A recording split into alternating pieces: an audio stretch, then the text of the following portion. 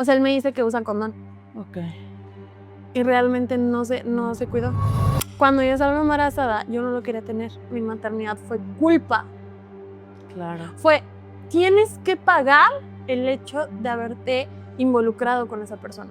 Pero escúchame bien esa palabra, pagarlo, o sea, como penitencia. Te chingas. Es tu penitencia. Y entonces yo a veces andaba a las 10 de la noche como un niñito, llegando hasta la casa, que en ese momento pues hay una distancia enorme de mi facultad a mi casa. Recuerdo una vez, esto lo he contado varias veces, pero siempre se me apachurra el corazón, que Emi ya caminaba y me decía, mami, tengo hambre. Y me dice, me duele mi pancita de hambre. Yo traía 50 pesos a mí y tenía que tomar 3 camiones. Y no tenía yo ni para un jugo, porque en ese momento nos íbamos a casa de mi abuelita a comer, porque era la que me extendía un taco en ese momento. Y me regresaba a la facultad con mi niño. Y yo no tenía para comprarle en ese momento nada, porque decía, güey, pues si me gasto los 50 pesos, ¿cómo me regreso a la casa a las 9:10 de la noche? Y así empezó una historia de terror que duró años. Bienvenidas a Chidos y Chingonas. Hoy estamos en un episodio más de nuestro podcast y en este mes me encanta que estamos celebrando a esas mamás chingonas. Yo podría contarles 1000 historias de todas las mamás poderosas que hay dentro y parte de la tribu. Hoy quiero hablar de una historia en particular, de una mamá muy chingona, autónoma, poderosa y valiente que conozco, que además también es parte de la tribu de Chidas y Chingonas. Y quiero leerles un poquito de ella, que yo ya sé que están seguras de quién es, pero ella es una mamá autónoma, es emprendedora y CEO, creadora de Lily Love Skin, un espacio que es mucho más que cabinas de waxing. Es una experiencia de amor a tu cuerpo. Y también además es creadora de contenido plus size, activista del amor propio, sin filtros, y una mujer que ha ido transformando su historia a una historia muy poderosa de fuerza, de resiliencia y de valentía. Y hoy nos acompaña con nosotros en este espacio tan bonito, Lili Núñez. Bienvenida, Lili. Gracias, Lili, por estar hoy aquí, por aceptarnos en tu espacio, en este espacio que has materializado justamente a través de los sueños y que hoy justamente quiero reconocer toda la historia. Liliana y yo hemos hecho muchos pedacitos de podcast en otros espacios en los que hemos estado, pero jamás hemos indagado tanto en el testimonio de fortaleza, de transformación también, que ha sido la historia. Y como lo dice, hemos tenido, creo que siempre este vínculo ha sido de conversaciones muy poderosas, muy confrontativas, muy de a veces amigas, a veces haters. Creo que muchas veces hemos confrontado y tenido estas conversaciones incómodas, pero creo que también nos han llevado a otro nivel y mucho crecimiento. Y hoy quiero empezar con esto. ¿Quién es Lili Núñez hoy? Ay, una obra inconclusa. Yo creo que justamente como platicábamos hace ratito fuera de cámaras, podría decirles, ¿no? Muchas cosas. Que si soy emprendedora, soy mamá, soy activista, pero yo creo que al final de cuentas soy una obra inconclusa, soy una mujer que se sigue transformando y sobre todo que busca mucho acompañar y ser acompañada. Em, ya hablando de una forma más terrenal, pues Lili Núñez hoy es una joven, joven, de 26 años, emprendedora. Fundé hace aproximadamente 2 años, después de un proceso muy largo de autodescubrimiento, un proyecto llamado Lily Love Skin, que es un concepto de centros de depilación. Estamos especializadas en el tema de las depilaciones con diversos sistemas de cera. Y pues soy mamá, ¿no? Soy mamá. Fue una mamá muy joven, muy chiquita. También soy estudiante de la carrera de Derecho y pues también me he considerado una férrea defensora del amor propio, del body positive, eh, del empoderamiento de nosotras como mujeres, perdón, y sobre todo de hacer que las mujeres no tengan miedo a abrazar ninguna faceta de ella, ¿sabes? O sea, que no le tengan miedo a abrazar cualquiera de sus facetas, ya sea la faceta sensual, la que no está tan deconstruida, la que se quiere transformar o la que simplemente está tranquila con ella misma, ¿no? Entonces, pues hoy por hoy, así me puedo resumir. Oye, me encanta porque cuando yo conocí a Liliana, que fue, ya tiene un rato, ya tiene yo creo como unos 5 años, Ya. que nos conocimos, fue la primer mujer que se acercó a lo que era Chidas y Chingonas. O sea, la primera, ¿no? Entonces, yo apenas estaba lanzando la marca de Chidas y Chingonas como Sandy Torres a través de un podcast y recuerdo que en ese momento yo acababa de terminar una certificación como mentor de coach ontológico y entonces di una cita y de pronto Liliana estaba ahí.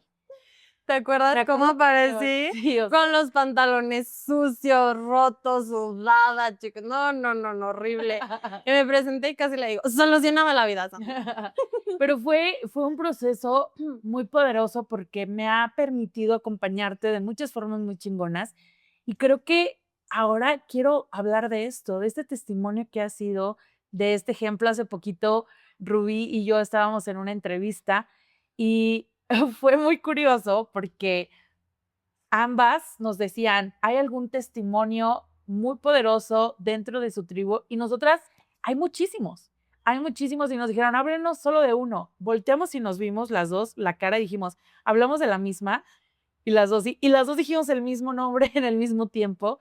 Y es justamente eso, muy poderoso darnos cuenta que hay mujeres que están llegando a la tribu en algún momento difícil, en algún proceso de duelo, en algún proceso incluso de crisis, y verlas de pronto. Y ojo, eso no quiere decir que no, las crisis no terminen.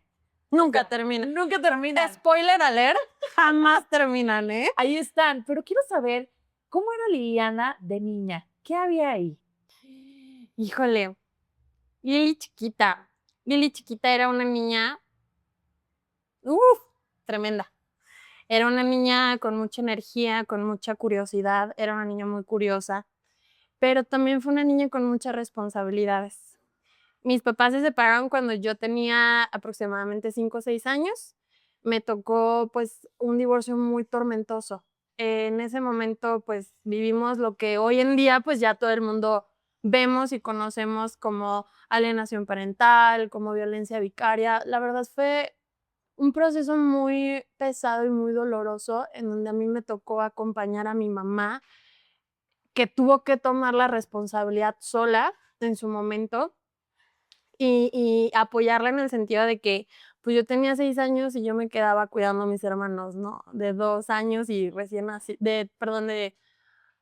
sí, 2 años y uno recién nacidito casi. Es la más grande. No soy la más grande, tengo un hermano mayor, pero él siempre como que estuvo mucho con mi papá, entonces dentro de casa sí era como la más grande. Okay. Entonces, me recuerdo mucho siempre con mucho peso encima, o sea, con mucha responsabilidad, o sea, me acuerdo mucho que mis tíos y mis abuelitos como que les daba mucha curiosidad, ¿no? Como que les daba, me acuerdo que se burlaban como en este tema de que yo parecía una señorcita, o sea, una señora chiquita, ¿no? De que con mi pañalera para todos lados y con mis hermanos yo los cargaba, donde nos encargaban. Yo sabía que tenían que cuidarlos, yo sabía que tenía que molestar lo menos que se pudiera y ocupar el menos espacio que se pudiera para que pues mi mamá no tuviera un problema por tener que pedir esos favores, ¿no? Como ay, perdón, como de tener que encargarnos para ella tener que salir para ser proveedora de la casa. Entonces, yo creo que el siempre recordarme como una niña con mucha responsabilidad, con mucho peso, eh, pues me hace como voltear y darme cuenta que fue una niña que casi no jugó, que casi no se distrajo, que empezó a ser como una persona siempre muy consciente de, de lo que hacía, de lo que yo representaba. Y de ahí también me recuerdo mucho que al no estar yo presente conmigo y para mí. Yo me recuerdo que desde muy pequeñita siempre fui una niña que tuvo trastornos alimenticios, pero empezaron de formas como muy curiosas, muy pasivas o pasivo-agresivas a lo mejor, porque me acuerdo mucho que era, pues, siempre procurar que mis hermanos comieran, ¿no? Y yo volteaba y, yo lo que sobrara o Desde chiquita. desde chiquita, o sea, lo que sobrara o, por ejemplo, como ya no tenía tiempo, pues, yo me comía así lo peor, ¿no? O sea, de que a mis hermanos les daba de, no sé, o sea, pollito, ensalada, Sí. y yo era de que, pues, no Las sé. tostadas que sobraron. Ajá, Eso. cosas así, porque, pues, hoy que lo veo para atrás, yo era una niña. O sea, Claro, no estabas consciente de que era un trastorno alimenticio. justo, o sea, em, el no comer a tus horas, el después empezar a atracarte porque, pues, tienes hambre y después no comer por periodos prolongados y luego de nuevo comer un montón, comer a escondidas. También recuerdo mucho que, yo era una niña que cuando ya todos estaban dormidos empezaba como a comer escondidas, ¿no? Entonces, desde muy pequeña, justo por sentir tanta responsabilidad, desarrollé ansiedad y comía por ansiedad. Y era un circulito vicioso porque me empecé a poner gordita. O sea, porque no era una niña gordita, era una niña muy menudita, empecé a subir de peso y entonces, lejos yo de tener a mis adultos alrededor de mí, pues, como de apoyo, era como de: "Ay, mi hijita". Y ahora lo veo y sinceramente lo digo, yo que ahora tengo un hijo, Claro. no es fácil tampoco acompañar a los niños cuando tú no tuviste esa educación o esa cultura o el saber cómo acompañarlos, ¿sabes? Y entonces mis abuelitos, mi mamá, o sea, era como: "Ay, mijita, te está". Voy a poner ahorita a mi mamá el último, pero, por ejemplo, a mis abuelitas, ¿no? De: "Mijita, tú estás bien gordita, tú te estás poniendo bien gordita. Al rato ningún niño te va a querer, al rato no te va a quedar nada de ropa". O luego, por ejemplo, mi mamá se desesperaba porque no me quedaba la ropa y me decía: "Pues ya deja de comer, O sea, sí, ya deja de comer", porque para esto 8 años, 9 años, ¿no? Y entonces yo me acuerdo llorar cuando me ponían los pantalones y llorar porque, pues, porque no me quedaba mi ropa. O sea, era de, no me queda mi ropa. claro. Entonces, y todavía mi mamá regañándome o mi abuelita o sea, ¿saben? Y todavía encima era, yo era una niña que fui muy acostumbrada a estar en casa. Okey. O sea, nunca, la verdad, tuve unos papás deportistas, tampoco tuve unos papás que me permitieran como salir a jugar, porque todo el tiempo estaba cuidando a mis hermanos. ¿Cómo recuerdas a tu mamá en tu infancia? Lamentablemente, ausente. O sea, en ese momento, ausente. Mi mamá todo el tiempo estaba trabajando. Retos de ser mamá autónoma, ¿saben? Em, Mi mamá tenía que sacar adelante 3 niños, 4 niños, y tener una casa y proveer sin la ayuda o sin la participación de la parte más paterna, ¿no? Mm. Porque, digo, esa es otra historia. La verdad es que mi infancia sí fue un poquito complicada, pero, entonces yo recuerdo a mi mamá todo el tiempo trabajando, todo el tiempo ocupada, todo el tiempo cansada también, y recuerdo mucho que mi infancia fueron mis abuelos, que mis abuelos en mi vida fueron mi vida. Dentro de sus herramientas me dieron lo mejor y la mejor educación hasta donde pudieron, pero estas partes de educación emocional, esta parte del acompañamiento, la verdad es que fue Claro. muy solitario. Y es algo que no se veía también. Hoy hay tantos recursos, hay tantas expertas hablando de estos temas, acompañándonos en las maternidades. El contenido, corazón. El contenido, TikTok agarra, todo. ChatGPT le pregunta. Preguntas y es como de, ay, gracias, ya sé para dónde, ya sé cómo hablar, ya sé cómo afrontar. Justo. Y lo que no sabes lo investigan, ¿no? Por ahí dicen, pero en ese momento no. O sea, no quisiera como villanizarlos, No, justo, claro. pero en ese momento esa es la forma que fue. Em, los trastornos alimenticios justamente se fueron creciendo o alimentando más justo cuando empecé a crecer. Mi acabose en el tema justamente de mi infancia fue cuando pues todas mis primas eran muy bonitas, son muy bonitas. Siempre pues muy delgaditas.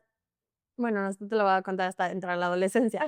Muy delgaditas, muy espigaditas, muy lindas ellas, ¿no? Y, y siempre eras, es que, ¿por qué no eres como tus primas? Es que yo te quisiera ver con esta ropa, es que, y entre más como que más se me señalaba en mi familia, como que todo el tiempo era, es que estás bien gordita, es que estás bien gorda, es que nadie te va a querer, es que ya deja de comer, y era más dejar de comer a mis 8 o 9 años, Claro que y, no, y, o y sea, todavía en las madrugadas me levantaba y vámonos. Y así fue transcurriendo toda mi infancia hasta siempre fui una niña en la escuela súper aplicada. Iban, me llamaban mis papás para darle reconocimiento y pues yo pasaba solita enfrente de la escuela porque pues no había nadie, ¿no?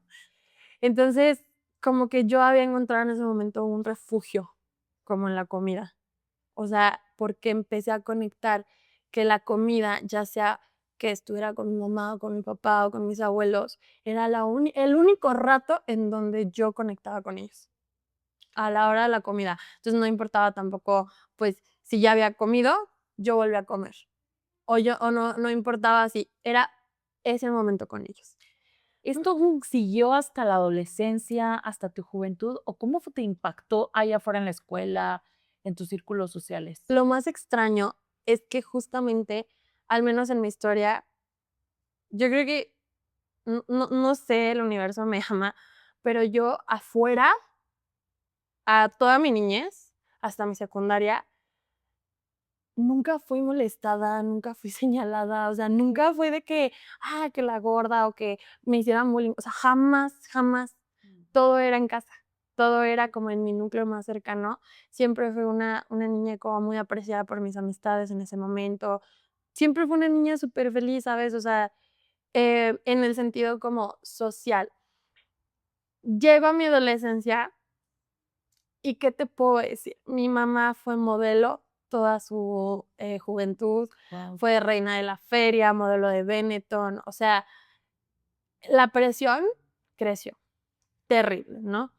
Em, y eran peleas con mi mamá porque era de que yo a tu edad era talla 0 y tú usas mi ropa. O sea, no sé cómo no te da vergüenza. O, por ejemplo, em, en ese momento, mi papá, ¿no? Mi papá, este, en sus ansias de querer verme más segura de mí misma, por ejemplo, yo todo el tiempo quería andar con sudaderas, porque me daba pena, pues, que me empecé a desarrollar muy chiquita, entonces, pues, todavía yo me sentía más, con sobrepeso. Ojo, no sé cómo explicar esto, pero en ese momento yo no tenía sobrepeso. O sea, todo era como un tema de dismorfia, Ujú. ¿sí me explico? ¿Cuántos años tenías? Para ese momento yo tenía 12, 13 años, pero mi familia siempre lo recalcaba. O sea, yo volteé a ver mis fotos y era de, no, o sea, solo era una niña a lo mejor grande, o era una niña que no era delgadita. No sé si me explico. Claro. De hecho, vi un podcast de estas niñas que me encantan, 6 de copas, que decía, es que no era la niña gordita. O sea, era una niña, por eso, bueno, yo supongo que por eso, pues, de afuera no era señal, porque no era la niña gordita, o no era la niña gorda, era una niña que no cabía en los estándares de ese momento. No sé si me explico. Claro. O sea, siempre fui una niña muy alta, muy grandota, muy pernona, brazo, o sea, todo en mí, yo era grande. Y no, en ese momento, pues no había gente grande, no había mujeres grandes. ¿Sí me explico? Sí. Entonces, pero así pasa también mi adolescencia y caigo en depresión, en una depresión muy fuerte, muy profunda, em, en donde dejo de comer, en donde empiezo a bajar de peso, en donde empiezo a adelgazar, pero yo entro ya como a temas de cutting, o sea, como de cortarme, como de que todo el tiempo pensaba en suicidarme, todo el tiempo pensaba el por qué había yo nacido así. O sea, yo no era una niña que tuviera ningún tipo de actividad física, yo no era una niña que tuviera ningún tipo de distracción, de, ¿cómo se dice? Como de esparcimiento. O sea, todo mi tema, toda mi vida fue tu cuerpo. Así. O sea, yo no era una niña que va al gimnasio, a la gimnasia, vamos a llevarte, vamos a comer. No. Nunca fue tu infancia Nunca. realmente así. O sea, era tu cuerpo. Porque las niñas gorditas no se mueven, no hacen, no te da pena correr, estás gorda, no te da esto, Claro, ¿sabes? sí. Y de ahí, porque tengo que hacer un paréntesis, que yo he ido a todas las experiencias de Chidas y Chingonas, recomiendo 20 de 10, tienen que ir, les transforma la vida. Y quiero hacer un paréntesis.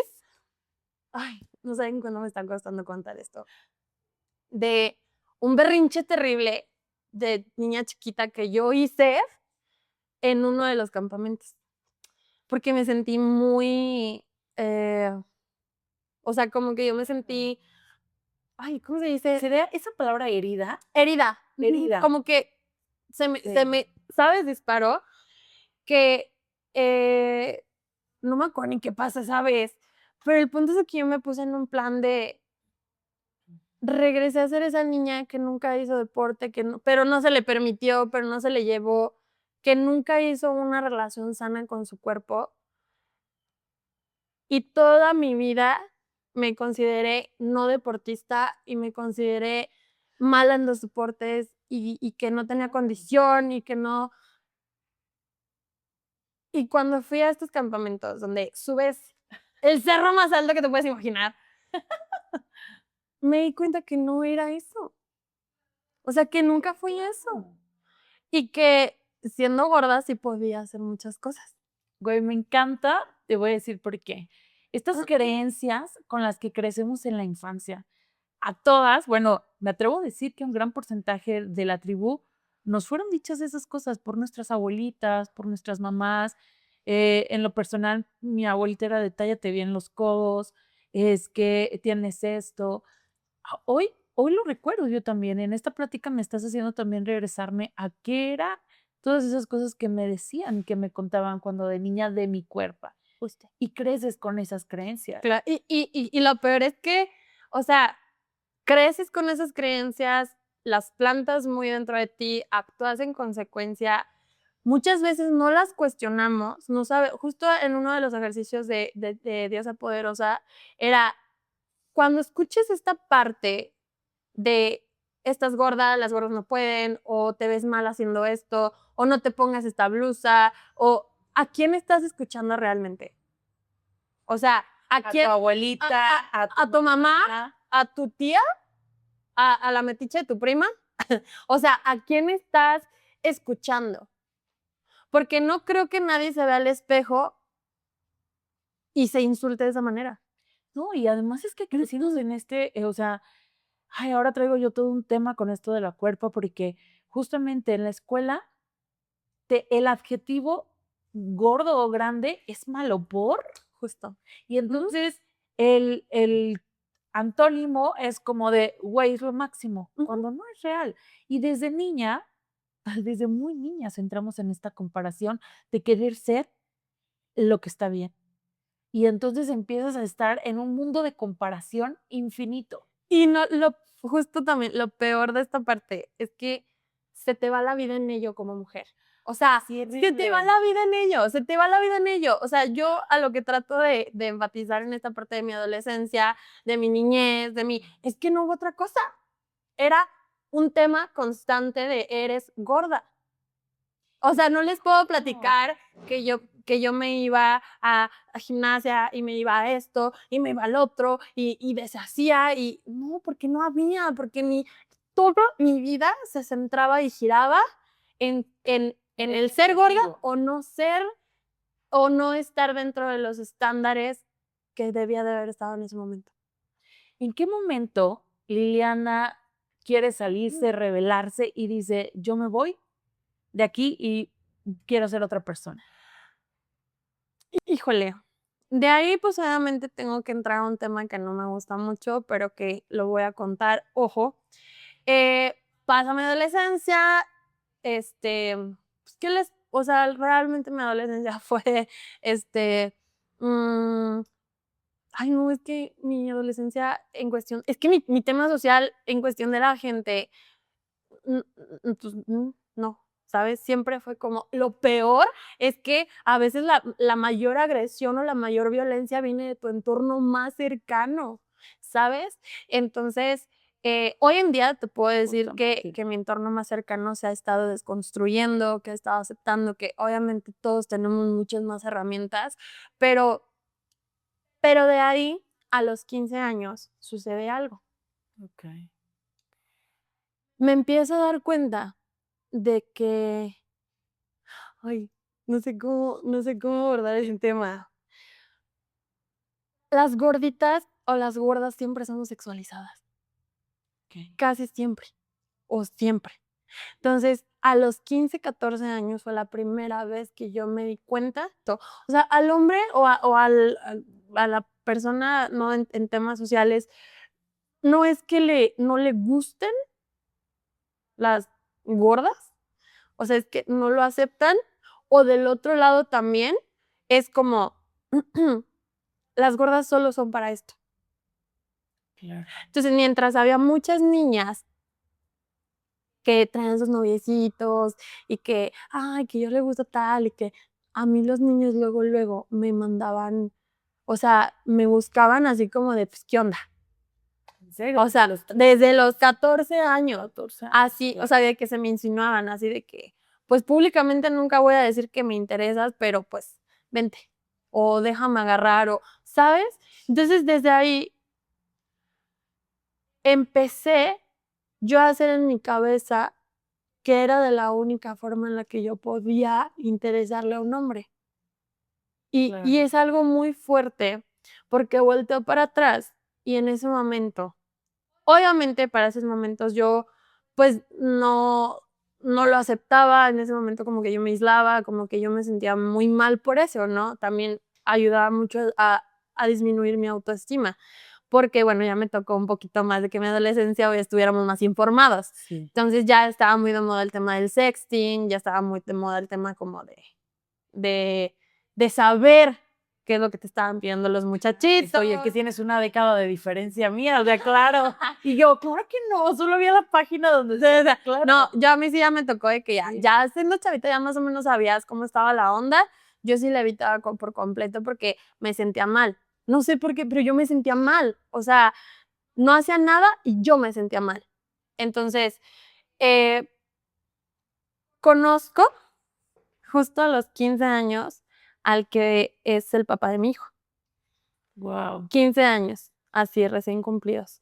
Él me lleva 10 años, entonces él en ese momento tenía 24, 25 años. Y me empieza a tratar como la reina de su vida. ¿Dónde lo conociste? Lo conocí porque era vecino de mis abuelos. Abuelos, se hubieran mudado. Lo conocía por ahí, pero el tema es que hoy yo veo para atrás y pues todo mal, Sammy. ¿Cómo fue que comenzó? Todo mal, porque hubo, pues así, insistiéndome, te quiero conocer, pásame tu número. Ya existen los celulares, ¿verdad? Ya. WhatsApp, ya, todo existía. WhatsApp. Ya, sí. Ok. O sea, ya existía el WhatsApp en sus pininos, en sus inicios. Pues te quiero conocer y mira, y te trato, o sea, de pasar de ser la niña invisible, la niña gordita, la niña que, Claro. o sea, que pasas A lo mejor sola en su casa. sola en su casa, o sea, hacer el centro de atención de una persona mayor, pues, chica, Claro. ¿qué les puedo decir? Entonces, quiero resumir mucho esta parte porque aquí hay varias cosas que quiero rescatar. Cuando él me empieza a buscar y me empieza a decir y me empieza a, es que mira, es que tú eres muy madura para tu edad. Ojo, hermanas. Eres muy madura para tu edad, eres muy inteligente, es que no puedo creer que tienes la edad que tienes, aparte tienes un cuerpo divino, aparte estás hermosa, y bueno. Ay, no, güey. Que los hay, claro. No, hoy volteo y yo digo, ya más adelante hablaremos de la maternidad, pero yo ahorita volteo y veo y digo, ahorita tengo 26, pero digo, el año pasado 25, y yo dije, yo no andaría con un muchachito de 15. O sea, Ay, claro. yo no iría ahorita a una secundaria y le diría, hola, precioso. O sea, ¿estás de acuerdo? Güey, es que pero ¿cuántos cabrones hay afuera de las secundarias y afuera de las preparatorias, donex y señores ya grandes que están cazando morritas? ¿Ah, sí? Es más, no te vayas tan lejos. O sea, ahorita En las redes sociales. en las redes sociales de que, ay, ya no hacen las de 12 como antes y ya sabes, dices, guácala. Mi vida, no, y espérate, o sea, todavía no sé si han visto en TikTok de que están, no sé, las de 10 y tantos o las apenas chavitas peleándose con las de 30 y tantos porque el treintón eligió a la chiquita. Según las que están chavitas, así como de, tú me tienes envidia. Chica, date cuenta. ¿Cómo te ahorro tu proceso canónico, bebé? O sea, ¿Qué ganas? Justamente, vean este podcast y reproduzcanlo con todas aquellas niñas que están queriéndose ligar. no lo haga, A hermano. mí me gustan mayores. No. ¿Cómo fue? Rubí, ¿por qué? Sin tirar pedradas. Ay, bebé, es que no es lo mismo. Perdón que te diga, No, pero no es lo mismo tener 25 años. no es lo mismo tener 25 y meterte con un cincuentón. Si te gustan mayores, yo no te juzgo. Exacto. A tener 15 años. Sí, es niña, güey. ¿Estás de acuerdo, bebé? Claro. Preso. Completamente de acuerdo. Entonces, bueno, él aquí empieza empiezas con él, te empieza a poner como el centro de atención. completamente. Obviamente, depredador. Supo que yo tenía una mala relación con mi familia, una relación conflictiva, y pues, tracas. Por ahí se metió y para los rivales. No, claro. se le llama depredadores, amiga. Así, porque te depredan. O sea, es esta parte como de yo ahora lo veo. Y espérate, tengo 26. O sea, no lo vi a los 24. No, hace un año, a lo mejor hace 2 años. Dices, o sea, ¿haría eso? No lo haría. No. Entonces, volteo y digo, esta persona empieza a andar conmigo, se hace más.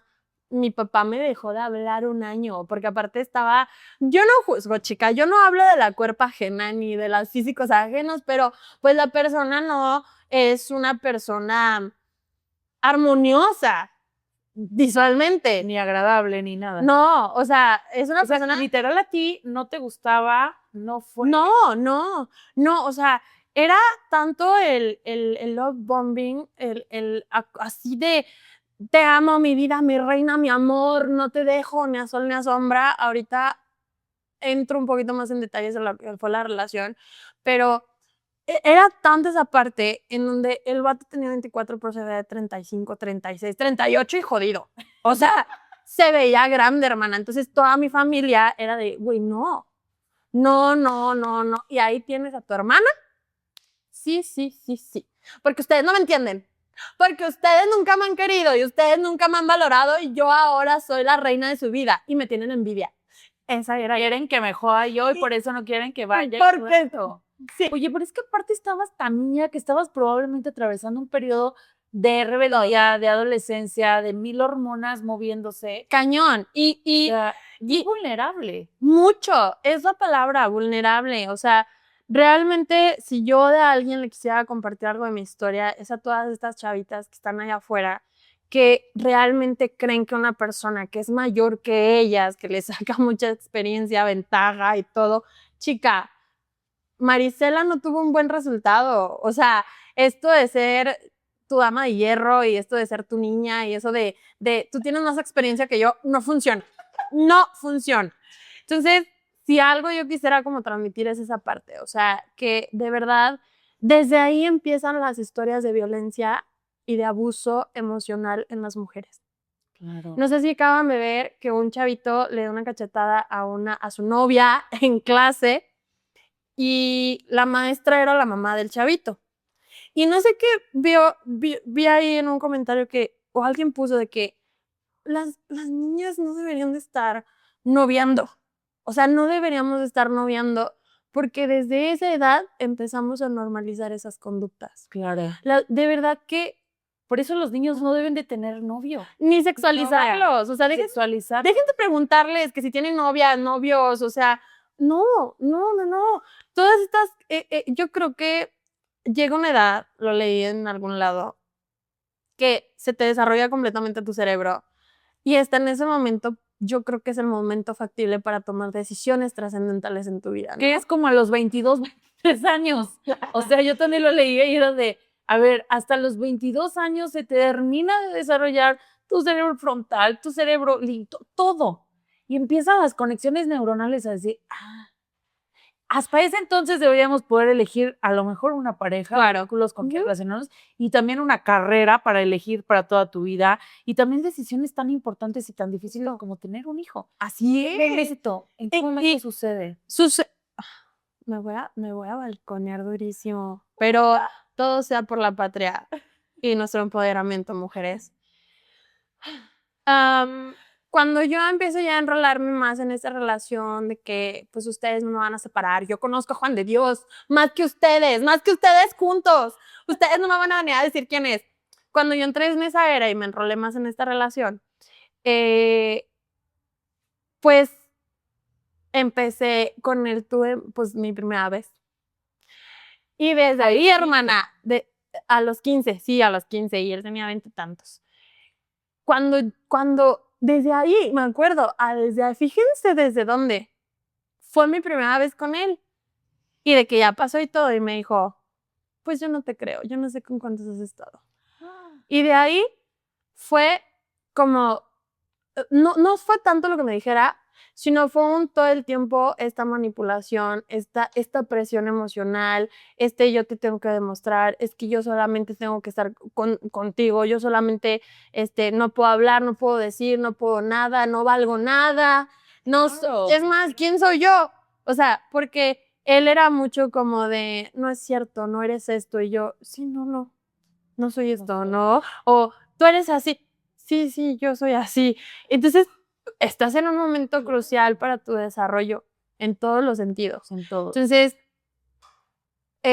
cuando yo empiezo a tener relaciones con él, mis papás siempre sí me habían hablado de todas estas tipos de cosas. Pero, chicas, y yo esto se lo dije a mi hermana. Él me decía, no, es que soy alérgico al látex. Es que yo nunca quería usar preservativo, nunca, así no. O sea, Y todo el tiempo era como una manipulación para no cuidarse, para que yo quisiera, para que, más bien, no importaba que yo no quisiera, o sea, él lograba él hasta sexualmente era de, vas a hacer lo que yo te diga, o sea, vas a hacerlo como yo te diga, ¿sabes? Sin este cuidado, sin esta precaución, o sea, ¿sabes? Y cuando yo empezaba ya como que a cuestionarle ciertas cosas, empezamos con temas de violencia, ya física, emocional, verbal. Ya empecé en una edad en donde, creo que me dieron los 16 años, 16, donde yo ya lo quería dejar. ¿Por qué es relevante todos estos datos donde me estoy balconeando? Porque yo ya lo quería dejar. O sea, ya había pasado este periodo donde ya se me pasó el berrinche, ya como que ya a lo mejor mi cerebro está desarrollando y ya no me está haciendo sentido lo que estás haciendo y ya me quería yo alejar y ya me quería yo como terminar la relación, porque espérate, o sea, me dejaba y me hacía sentir así de lo peor y me decía de lo peor. Una vez, chica, fui y le llevé rosas.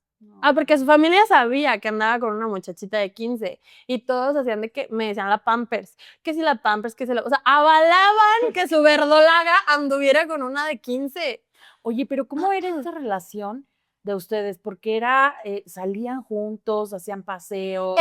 Él trabajaba afuera, iba y venía, y cada vez que lo veía era justo así, que si ir a cenar, que si ir a esto, como una relación ya de grandes, pero él siempre como que no le importaban los límites de mi casa, de mi mamá o así. O sea, Es que era siempre era un pedo, o sea, siempre era un problema. O sea, era que me regresaba y yo le decía, es que ya me tengo que ir, es que ya me tengo que ir. No, pues que no, que tu mamá, que mándala a la chingada, que no sé qué. Así, o sea, siempre orillándome a que yo tuviera también conflicto con mi mamá, con mi papá, siempre me decís que tus papás no te quieren, es que porque te dicen esto, es que no les hables, mándala a fregar a tu papá, tal, ¿no? Güey, como un típico tipo que te aísla de toda la gente. Así, así, o sea, en ese tiempo mi papá me dejó de hablar un año, fíjate, me dejó de hablar un año, o sea, no te juzgo, no lo juzgo, pero lejos de, pues, oye, o sea, yo soy la hija, pero Claro. se aísla, se va y yo quedo como a su merced, o sea, de, ya no tienes, o sea, ya no te habla tu Yo soy papá. tu figura. Sí, yo ahora ya masculina. soy tu figura masculina, ahora yo te voy a dar, te voy a proteger, te voy a dar, pero no te vas a ir de aquí. Entonces, me acuerdo mucho que hasta ese momento no habíamos llegado a temas de violencia física, pero cuando ya empiezo yo como a empezar de que ya no me cuadraba, vamos, lo que hacía, en una de esas fuimos a cenar, en una de esas me entra un mensaje, todavía yo no lo veía, me lo arrebata y se sale corriendo del restaurante, así, y yo, ¿contexto? Ya, Claro, ¿contexto? Pero esto me llevó así a un restaurante lejísimos, lejísimos. Ya habíamos terminado, ya todo, y se salió corriendo. Así me dejó con la, o sea, y se llevó mi teléfono. se llevó mi teléfono, o sea, mis cosas, se llevó mis cosas, así. Así. Y yo, ok, contexto, ¿qué voy a hacer? Y me salgo corriendo detrás de él. Una madriza, o sea, así, total. Me acuerdo que hasta se metió se orilló un trailero, me auxilió, luego un taxista. Ay, no, estuvo horrible, horrible, horrible. Para esto yo tenía 16 años, ¿no? Y yo que fui criada por una mamá abogada, especialista en derecho familiar, que fue mucho tiempo activista contra la violencia intrafamiliar, que se separó de mi papá por esto, ya había permitido golpes en mi relación. Entonces yo no estaba nada como familiarizada con estas dinámicas. Me salí completamente de ese trance y dije, no te quiero volver a ver. No te quiero volver a ver. Me fui. Pero obviamente, pues eso no paró ahí, ¿no? Nos vimos. Se volvieron a ver después. Digo, ya nos dejamos como meses. Yo ya estaba en mi prime. O sea, tenían como, para esto llevaban una relación de un año. No, hombre, fueron 14, pues que fue en el inter de 14 a 15, 16, como 17 más o menos, 2 años y medio ya llevábamos. Y entonces, cada vez que yo quería trabajar, no trabajes. Y era una cosa horrible. No sales, no trabajes, manda ubicación en tiempo real. Estabas estudiando. Me salí de estudiar. Me salí de estudiar porque era de que testas a tus maestros y tú. Ajá. Uy. Entonces, me empezó a buscar. Me lo encuentro, no me acuerdo qué pasó esa vez, sí creo que me lo encontré o me fue a buscar. Y lo vi. Y no me pregunten, pero pues esa vez quedé embarazada, ¿no?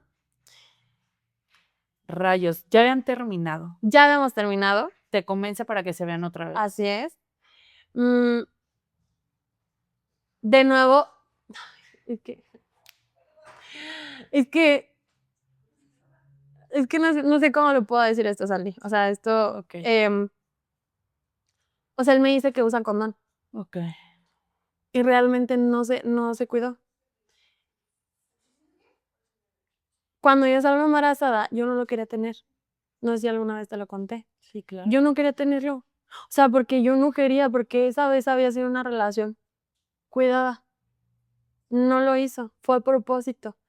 Y yo siendo menor de edad, yo no podía abortar si ningún adulto me dejaba o me acompañaba. No, y sobre todo él había una presión y una violencia. Horrible, pero horrible. O sea, yo ahorita te lo estoy contando bien calmada, pero fue horrible. O sea, no, y aparte porque me consta lo mucho que has trabajado este tema y todo lo que has hecho. Y para este punto, o sea, cuando ya me convence y me dice, no pasa nada, mira, aunque tú no quieres estar conmigo, vamos a tenerlo, tal, tal, tal, tal. El embarazo transcurrió sin más problema. Quiero hacer aquí esta pregunta? Sí. ¿Cómo fue el decirle a tus papás o el enterarte que estabas embarazada y contarlo? Ah, ¿Cuántos años tenías? 17. 17 más o menos recién cumplidos. Fue horrible. Fue horrible porque yo siempre me visualicé siendo una persona que viajara, que se fuera de intercambio, que tuviera una vida muy diferente. Siempre fui como muy soñadora, o sea, siempre era de que yo quería cosas grandes, o sea, y fue horrible, o sea, yo sentía que se me había acabado la vida. Horrible, horrible. Y, Claro. y más, sobre todo por la persona con la que había pasado.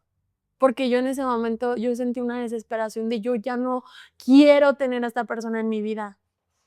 O sea, Te diste cuenta perfectamente de esto no está bien. esto no, sí, o sea, desde la vez que, por eso te quiero decir que hasta dónde está, qué siniestro estuvo esta situación, porque Claro. él sabía y yo ya se lo había dejado muy en claro, o sea, esta parte siniestra de, güey, voy a no cuidarme y va a pasar esto Sí, claro, y- estaba perfectamente en su plan. ¿sabes? Y cuando yo le digo, todavía, cuando perfectamente él supo lo que pasó, me hace cuentas y me dice, no, pues no, no es mío. Así. Todavía. Ajá, se lo ven ahorita de su confianza, pero bueno, no, que no es mío, ¿no? Porque no me bajaba. Así de, no, que tú, que no sé qué, que la fregada, que... ¿sabes? Como que lo piensa y cambia su posición. No es cierto, yo te amo, son lo mejor, los voy a cuidar siempre, pero yo estaba que me morías a mí por dentro. O sea, yo estaba que me moría, o sea, yo sabía perfecto lo que venía. Así, o sea, era una desesperación que no era el bebé. O sea, no era un rechazo, te juro que a veces ya ni por el bebé, o sea, era con quién me metí. O sea, ya no tengo salida, o sea, era una desesperación de ahora cómo salgo de él. Fíjate que, o sea, esta parte de tener adultos de referencia, creo que es una de las cuestiones que hoy debemos de trabajar nosotros como papás, ¿no? Como mamás, el darte cuenta que pudiste haber recurrido a tu papá, a tu mamá y decirles, por favor, estoy muy asustada, me pasa esto y sé que es algo a lo mejor en ese momento muy malo, pero ¿hasta qué momento vamos construyendo esa relación con nuestros hijos de ser referentes? Y sobre todo, híjole, yo creo que yo sí puse a mi mamá en una situación muy complicada, porque claramente a la única y a la primera persona que yo recurrí y yo le rogué, ayúdame, o sea, fue mi mamá. Pero vuelvo a lo mismo al principio, o sea, mi tarea no es juzgar a mi mamá. Mi mamá Sí, claro. fue educada en un colegio de monjas, Sams. O sea, se embarazó a los 17 o no, creo que a los 16, una cosa así. Fíjate, también la repetición de patrones. Güey, claro, Sí, no, durísimo. Ahorita ya que estamos más avanzadas, te Sí, cuento que ya qué sabemos qué onda, onda. pero la repetición de patrones. Mi mamá se embarazó a esa edad, pero ella la obligaron a casarse. Entonces, educada con monjas, la casaron a fuerzas, todos estos temas. Pues mi mamá, ¿qué otra respuesta era? O sea, su parte disruptiva era decir, pues no te cases, pero lo vas a tener porque lo vas a tener. Entonces, para mi mamá esa era la parte disruptiva.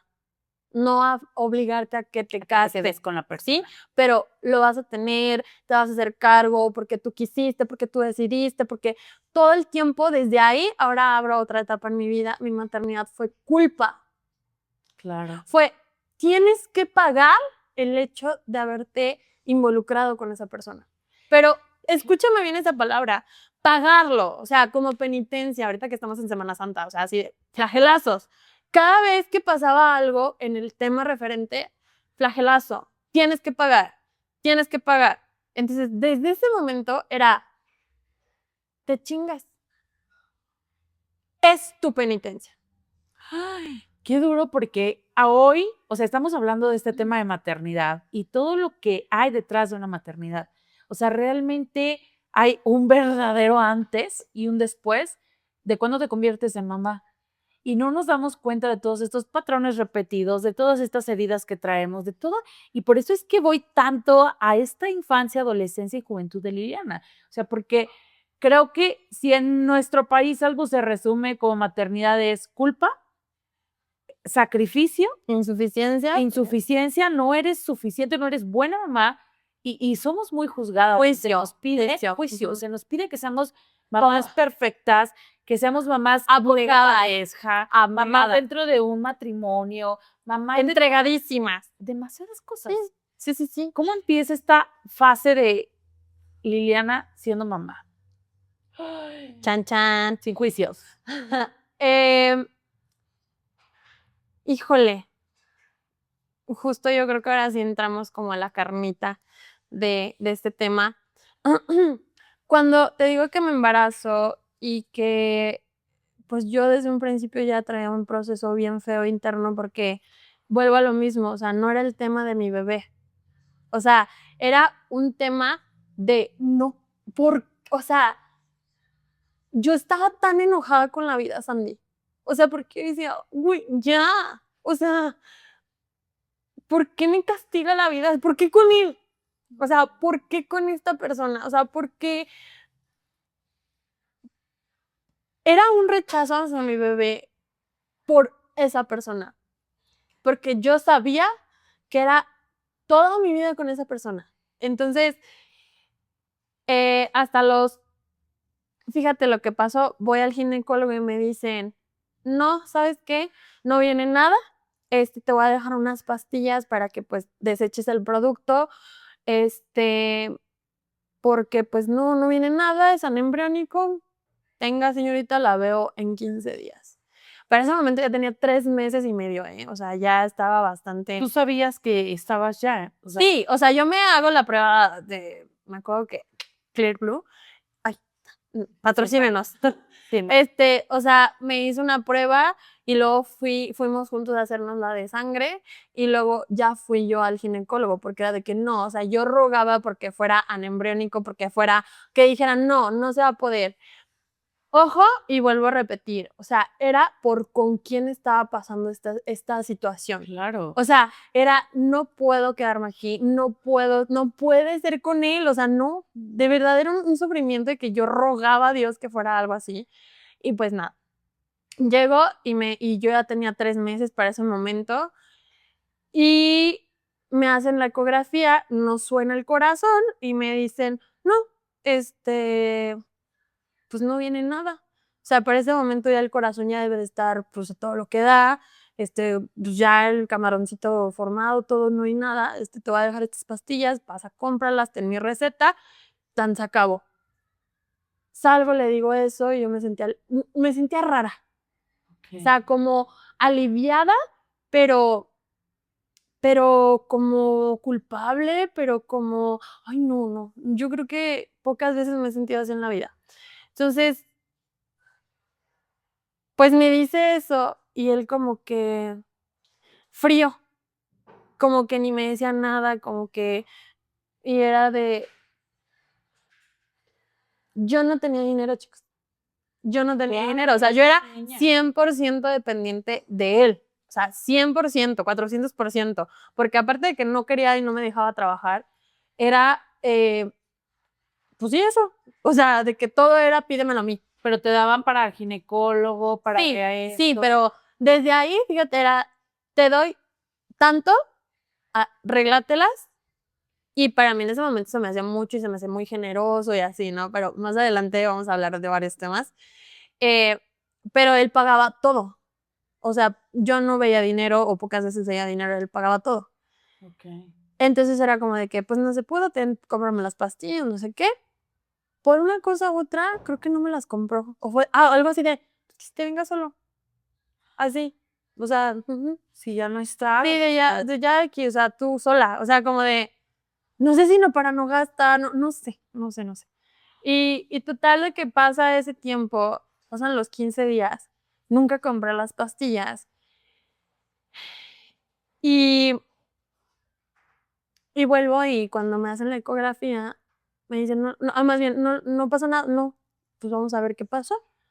Bueno, hacen la ecografía, yo solita. Y empieza, ay, no.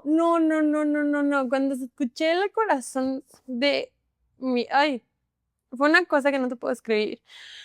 Pero yo me sentía tan sola en ese momento. O sea, cuando yo escuché ese sonido, yo dije, no puedo hacer otra cosa. O sea, vamos a estar bien. Y de ahí te lo juro que ay, me da mucho sentimiento porque mi bebecito no crecía, Sandy. O sea, es cierto de que lo que dicen las abuelitas, de que cuando un bebé sabe que a veces no, su llegada en ese momento no es tan bien recibida o que no es como algo esperado, se hacen chiquitos, ¿sabes? Y no crecía, yo tenía 5 meses y tenía la misma panza que ahorita. O sea, yo tenía 5 meses y no me crecía la panza. Es más, o sea, yo todavía veía a mi papá a los 6 meses de embarazo y nadie decía nada. O sea, nadie se daba cuenta. Entonces, ¿Tú te sabías contado? no. O sea, mi papá sabía por rumores, pero hasta los 9 meses. O sea, yo fui a cenar con mi papá 15 días antes de parir, en donde me dijo, no, que yo te voy a apoyar, de que no sé qué, pero yo tenía 9 meses y todo ese tiempo me lo había tragado sola. Entonces, yo me peleo con mi mamá como a los 6 meses y me voy a vivir a casa de sus papás. De él, ajá, del papá de mí. Pues, ¿qué te puedo decir? Una familia, una cultura completamente diferente. A su forma los señores trataban de ayudarme, a su forma trataban de hacerme sentir bien, pero pues la verdad fueron los meses más horribles que les puedo yo describir en mi vida. ¿Por qué horribles? O sea,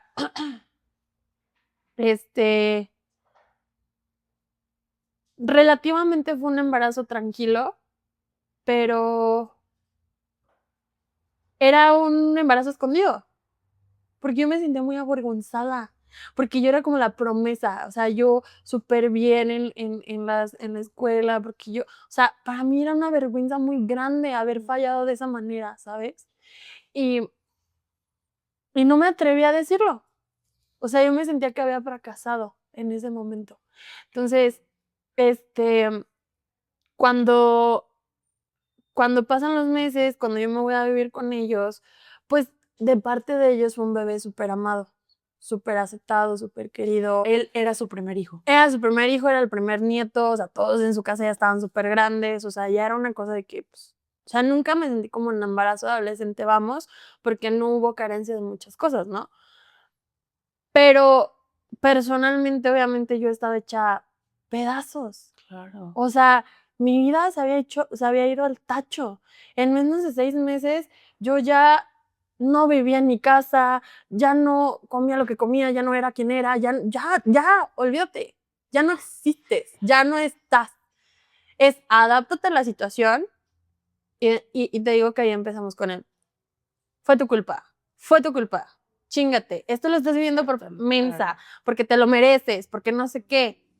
Cuando él jamás quiso rentar una casa, nunca nos quiso poner casa, o sea, vivíamos en el cuarto que era su cuarto y hoy después supe que era porque no quería que yo estuviera sola. O sea, sola en un espacio como en una casa para ustedes. sí, porque no me podían ver. Ok. Porque también cuando me llegaba a dar a tole con el dedo de que nos íbamos a ir a otra casa, era es que tiene que estar cerca para que te puedan dar una vuelta mis papás, para que te puedan estar viendo. Y ese estar viendo me lo disfrazaba como de, por si se te ofrece algo. Pero así. no, claro que no. O sea, porque pasó el tiempo después y era como de que yo me quería salir con una amiga o yo me quería salir, me salí al Walmart que estaba a la vuelta de donde vivíamos y era de que ya te tardaste muchísimo, ¿dónde estás? ¿Sabes? Él seguía trabajando. Sí, él era muy ausente. ¿Era tu hijo? Ajá, sí, nace mi hijo, el más emocionado y te juro que nace mi hijo y si ya era malo o si yo ya traía como este sentimiento de, ¿no? Se transforma. completamente. O sea, da un giro inesperado completamente y empieza a ver temas que él ya traía, pero yo no había visto. Alcoholismo, drogadicción, temas emocionales no resueltos, arranques de ira, o sea, muchas cosas que si bien yo me había dado como que yo pensaba que, nunca me imaginé la magnitud. Es que O sea, antes, a ver, en ese entonces ya habían redes sociales, ya había un poco de cosas, ujú. pero no habían estas, o sea, que la familia te dijera, oye, cuidado con fulano. O incluso no. Eso no se lo da. Mira, tengo 3, 4 primas de él que ya me hablan y como que así, nunca les voy a perdonar. Porque después me decía, ya a recientes fechas me dijeron, es que todos sabíamos que él era así, pero no sabíamos qué hacías con él. Y yo, ¿por qué no me dijiste? Claro. ¿Por qué no me dices? O sea, claro. Uh-huh. Oye, es que por más que sea tu familia o por más que sea tu hermano, yo neta me fijo en esas mujeres, ahora un reciente caso de violencia vicaria, y que la hermana fue la que solapa, y la hermana es la que, o sea, güey, yo de verdad sigo confiando en que somos más las mujeres chidas y en que estamos en deconstrucción y en que de verdad estamos pensando todo este tiempo en cómo ser esa mujer que no se quiere chingar a otra. Pero de verdad me da, o sea, veo este tipo de casos y digo, hermana, dilo.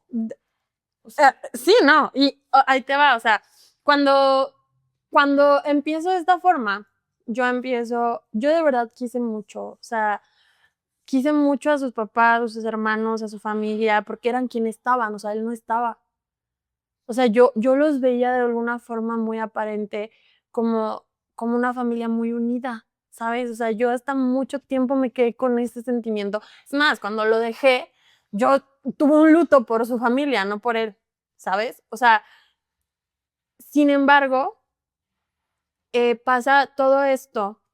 Te digo que cuando él nace, cuando mi hijo nace, o sea, fue algo bien feo, Sandy, porque desde ahí empiezo, me hubiera gustado no omitirme estos detalles, pero desde ahí empezamos con el tema, el problema de las maternidades mexicanas o de muchos procesos violentos que no vemos, ¿no? Por ejemplo, nace mi niño y todo este amor disfrazado de pronto es o muy abrumador para mí o era demasiado violento, porque nace Emi y de pronto yo me sentí como, pues como, no sé, como una fruta que le quitas la pulpa y tiras el hueso. sí. O sea, era de, no era mi bebé, era su bebé. ¿Sí me explicó? O sea, era de, quitas y era el bebé. Claro. ¿Y a qué me refiero? Que era un bebé comunitario que desde que nace, o sea, yo de principio me fue a casa de mi mamá, pero mi mamá trabajaba, no me podía atender, ya saben, Todos los cuidados que... del puerperio, Claro. cuando tienes cesárea, pues todavía más, entonces la que me atendió fue mi suegra, ¿no? Pero desde ahí empezaban detallitos, o sea, eran detallitos, como por ejemplo, a los mesecitos, a los días de nacido, perdón, o así, yo había decidido, bueno, en un proceso del embarazo, pues obviamente abrazo muchísimo mi embarazo, lo cuido mucho, ya era, para mí era ya muy deseado, muy amado, o sea, ya era como de, ahora yo, ¿sabes? O sea, me nació como el de, Claro, te voy a te voy a proteger, sí, justo, claro. de eres mi bebé, o sea, en ese momento ya todo ese rechazo hacia la otra persona, o sea, ya era mi bebé, o sea, ya lo había separado, ya había pasado este proceso, y era como, nace y yo había decidido, yo ya me había informado, o sea, ya había hecho con las paces con el proceso, ya había yo consultado consultoras de lactancia, ya me había informado sobre el baby led weaning, que es la alimentación intuitiva, o sea, yo ya había decidido qué maternidad ser una mamá. iba a ser yo, ¿sabes? O sea, ya había decidido cómo iba a ser mi hijo, cuáles iban a ser esas cosas, que cero azúcar, cero esto, la fregada, todo a lo mejor lo que a mí no me hubiera gustado, pero de pronto empezaban estos detalles de, señora, yo le voy a dar puro pecho, 6 meses, 1 año, exclusiva. No, que dale tecitos, que dale agua, y de pronto, no, señora, es que mire que yo quería mucho a la señora, mire que yo entendía que su cultura era otra, Claro. ¿sabes? Porque era muy tradicional, eran personas como mis abuelitos, o sea, que son de... Eran más grandes también, o sea. más grandes también, Sí, claro. y por ejemplo, esta educación a veces de señoras de antaño, es que no quiero decir como de, Pues, ¿qué? De la O sea, vieja escuela. Sí, no, Bien, pero aparte, o sea, justo estas creencias como de señoras de rancho. O sea, córtalo si quieres, pero pues yo soy de rancho, pues. O sea, el punto es de que dale té de no sé qué, dale agua, dale no sé qué. Y yo, señora, es que mire, No puede porque te tal dan vez. cólico, esto, tal. Claro. Pues la señora le vale madre. O sea, la señora le valía y ya le estancaba el biberón de lo que ella quisiera, ¿no? Luego, por ejemplo, me la callaba. Pasaba otra cosa y de pronto iba creciendo Emi y, señor, es que yo no le quiero dar tal cosa. No, pues ya le habían dado coca. Sí. Señora, ya no le, pues es que mire, que no me gusta esto, que una vez me acuerdo que le dio aceite con aceite jaloma del verde de cosmético con jugo de naranja o no sé qué. Entonces, ese tipo de cosas era de súper invalidantes para mí Claro. y desde ahí, o sea, hoy que lo veo para atrás, desde ahí empieza todo.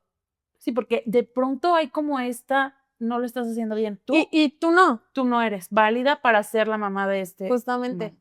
Entonces, como te estoy apoyando o como estás en mi casa, o estás en mi casa, pues, pues lo siento, o sea, aquí a los niños se les da Güey, aceite jaloma. qué cabrón, porque justo, ¿cuántas realidades hay hoy de mujeres que viven en la casa de sus suegros o en la casa de sus papás y que están teniendo que No, hacer bebita. mil cosas? Y era de que para bañarme solamente había 2 baños.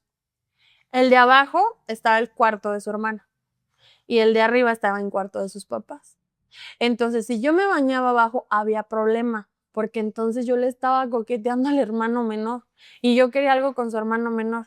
Y si yo me bañaba arriba, pues a veces su papá estaba acostado en su cama, porque era su cuarto, y era de que me tengo que bañar y salir y el señor está afuera y entonces, ¿y cómo le hago? Entonces, eso, sumado a ese tipo de cosas invalidantes, sumado a que cuando él llegaba, por ejemplo, ya no llegaba. O sea, llegaba 2, 3 de la mañana, súper tomado. O sea, ya era un infierno. Yo me acuerdo que, que no había noche que no llorara. O sea, y que me ponía más mal el hecho de pensar que ya iba a llegar al que no estuviera. En una ocasión, llegó tomadísimo, tomadísimo. Me quiso arrancar, me despierta así, manón, golpe en la cabeza y me arrebata el niño. O sea, el niño lo tenía yo pegado dando lactancia.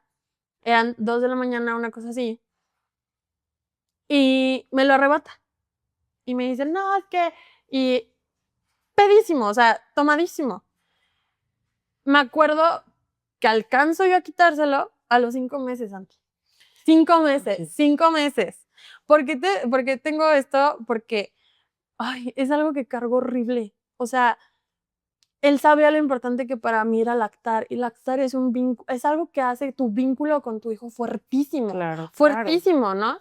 Entonces, él llega, me pega en la cabeza, me arrebata el niño y empieza a gritar que se va a ir y que se lo va a llevar y que se va a ir a matar y que se va a los puentes. Y entonces llega el papá, llega la mamá, llegan todos y yo empiezo a gritar y fue un zafarrancho así de que no me dejaban salir, o sea, que no me fuera, que ellos se llevaban al vato, pero no me dejaban tampoco salir porque no querían como que se enteraran que había pasado eso.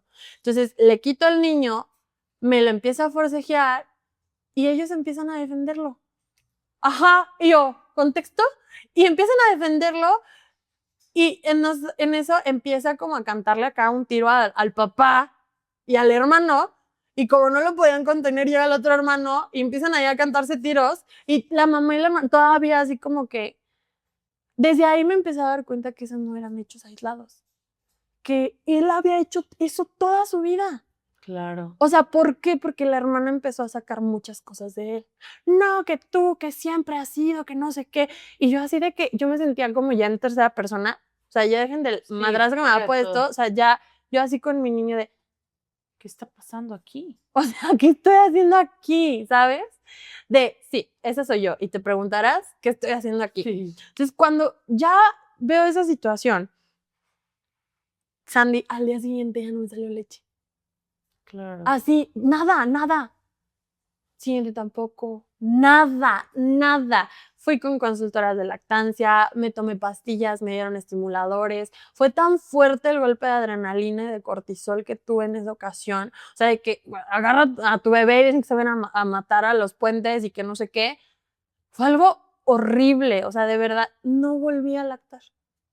Ese día se murió mi lactancia ya. Y yo lloraba y lloraba y lloraba y lloraba.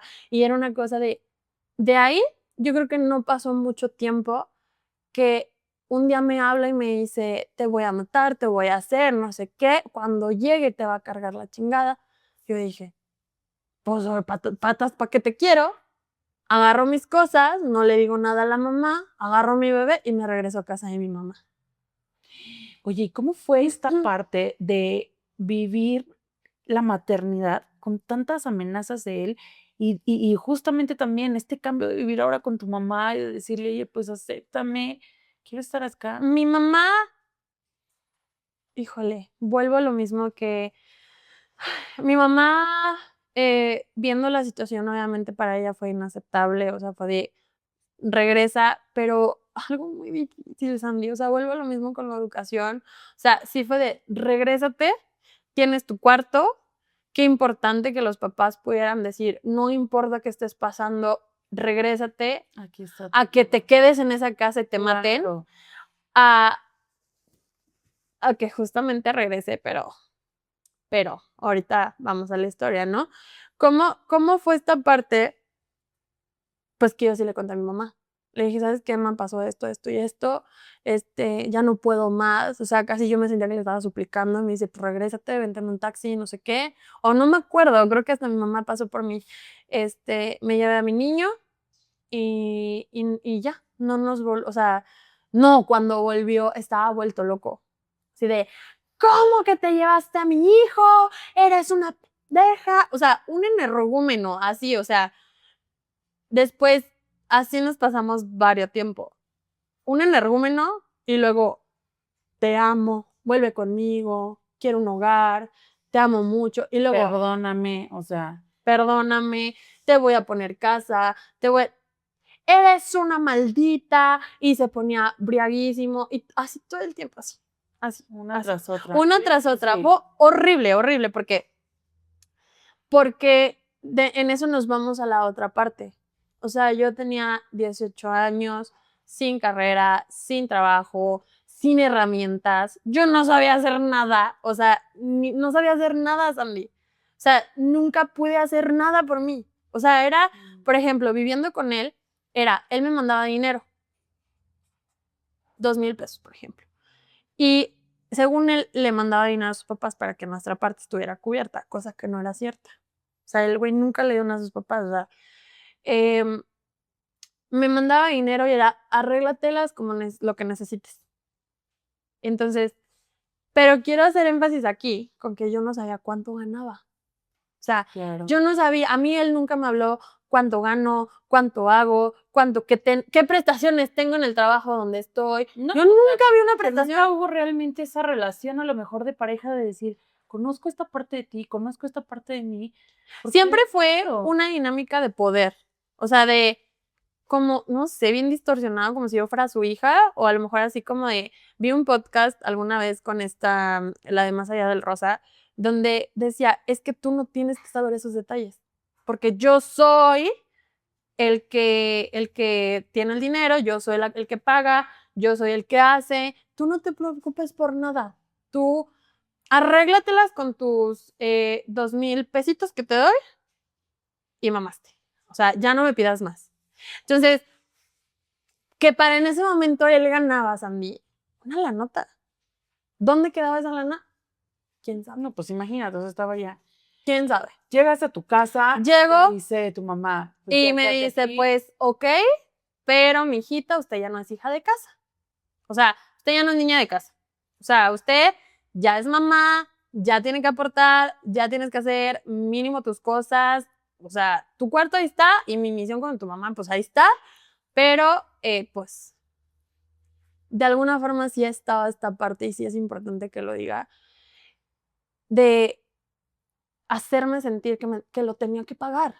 O sea, no el cuarto, o sea, pagar la situación que has tomado, sí, claro. págala, o sea, como castigándote, Claro, ¿sabes? sí. O sea, para este punto mi papá era un cero a la izquierda porque vuelvo a lo mismo, no me hablaba, o sea, en todo este proceso él no me hablaba, pero de ahí también empieza un infiernito con mi papá, porque mi papá cada vez que me veía era, eres una pendeja, yo te lo dije.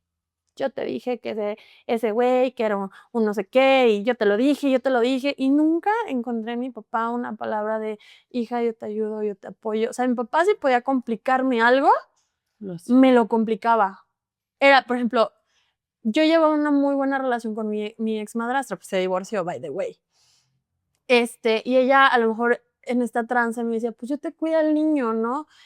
Tráemelo. Otra persona que también estaba súper violentada. O sea, y mi papá le decía, no, tú no le vas a cuidar a nadie, porque es su culpa, porque es su tema, porque es su hijo, y yo le dije a la pendeja que se cuidara, que no sé qué, y no lo vas a ayudar. Entonces yo así de... Entonces me encontraba en ese momento así con un niño de meses en brazos. No, ya había cumplido el año. Pero un niño chiquito, sin dinero, sin trabajo, sin habilidades, Sin herramientas, sin herramientas, nada, Sandy, nada, así, en menos cero. Abonado. ¿Por qué digo menos cero? Porque deprimida, o sea, en una depresión hundida horrible, ansiedad, no sé, o sea, de verdad yo estaba en un hoyo terrible. Entonces, pasa la parte en donde, pues veo y ahora qué voy a hacer. Cuando yo me salgo por querer quedar bien y querer volver conmigo, me da lo que me daba cuando estaba con él, que eran 2,000 pesos a la semana. Y aparte me compraba de que la leche y los pañales. Cuando él así estuvimos, no sé, unos meses, cuando ve que de plano no va a volver conmigo. O sea, cuando ve que de plano ya le dije, ya, no, me dijo, pues muy chingona. Muy bien, demuéstralo.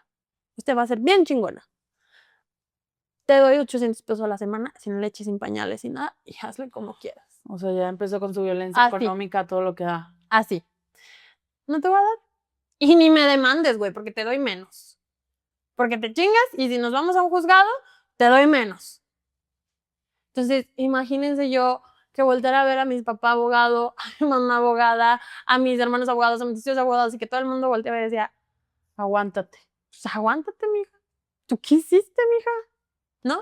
Y yo volteé y decía, pues es que sí, o sea, sí porque pues no puede estar todo el mundo mal, o sea, no puede todo el mundo, pues a lo mejor es lo que te tocó, o sea, que así es pagarla, o sea, así es decidir algo y pagarla, ¿no? Entonces, me acuerdo mucho que en ese momento hago el examen para entrar a la autónoma. Y no me acuerdo ni quién me pagó el examen, creo que se me fue mi papá, o sea, sí me dijo, no, ¿sabes qué? Pues a ver, si hasta ahora sí la libras, pues ahí te va, no sé qué. Y salgo en los primeros lugares a nivel estatal, o sea, en los primeros, o sea, de 12,000 aspirantes salí en el 20 y tantos, o en el 20, no me acuerdo, 10 y tantos, no me acuerdo la verdad. Y lo primero que me dice mi papá es, seguramente tu mamá te metió con palancas. Así, y yo, o sea, invalidada todo. Nuevamente, ¿no? Pues sí te esforzaste, pero no te lo mereces. Entonces entro y empieza el nuevo infiernito, porque era, figúrate una niña de 18 o mujercita de 18 con un niño en brazos, con 800 pesos a la semana teniendo que tomar 4 camiones diarios para ir y venir a la universidad. Materiales, cosas, nadie en ese momento me apoyaba, nada. Con un horario súper repartido, porque es bien sabido que la autónoma, pues, las materias son un poquito muy absorbentes. Y entonces yo a veces andaba a las 10 de la noche como un niñito, en el camión Ruta 25, by the way, ¿no? Llegando hasta la casa, que en ese momento, pues, hay una distancia enorme de mi facultad a mi casa, ¿no? Y así me la pasé varios tiempo, hasta que yo le digo, oye, no seas malo, mira, Emi necesita una guardería, es hijo único, vamos, échame la mano, mira, no me des más dinero, pero ayúdame, págale una guardería, mira, te busco una barata o vamos a ver una del gobierno, según tiene seguro social. No. Ella estaba atrás de la mamá, a la mamá atrás diciéndole, no, mijo, no la lleves a una guardería, aquí tráigamelo porque para eso soy su abuela y no sé qué, ¿no?